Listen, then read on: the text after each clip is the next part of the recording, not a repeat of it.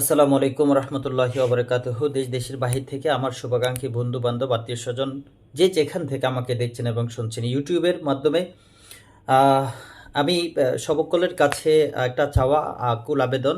আপনারা জানেন যে নোয়াখালী, লক্ষ্মীপুর, ফেনী বিভিন্ন অঞ্চলে যে বন্যায় প্লাবিত হচ্ছে, বিশেষ করে ঝড় বৃষ্টি সহ কি অবস্থা এটা আপনারা দেখতে পাচ্ছেন। তো ইতিমধ্যে আমি আমার জায়গা থেকে আমাদের 10 জন টিম গঠন করে আমরা আগামীকাল ভোর 6টায় রওনা দিচ্ছি।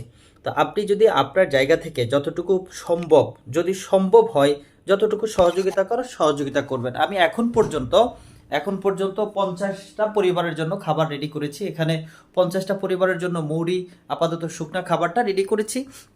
দেন হলো রাতে আরও কিছু ওরসেলাইন ওষুধ বা আরও কিছু শুকনো খাবার আপাতত সেখানে যাওয়ার পরে পরিস্থিতি কি, পরিস্থিতির আলোকে দেন হলো আবার সামনে যাব, আপনাদেরকে জানাবো, আপনাদের সহযোগিতা চাই।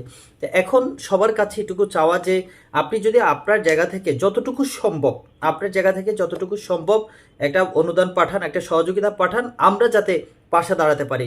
উদাহরণস্বরূপ খালি মুড়িটা নিয়ে গেছি, খালি মুড়িটাও তো একটা ব্যক্তি অন্তত খেয়ে একটা দিন যাতে 2 ঘন্টা যাতে বেঁচে থাকতে পারে।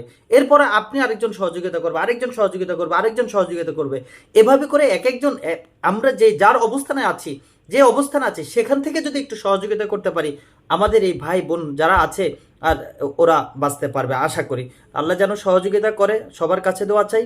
সবাই যতটুকু সম্ভব সবাই একটু সহযোগিতা করেন। ধন্যবাদ।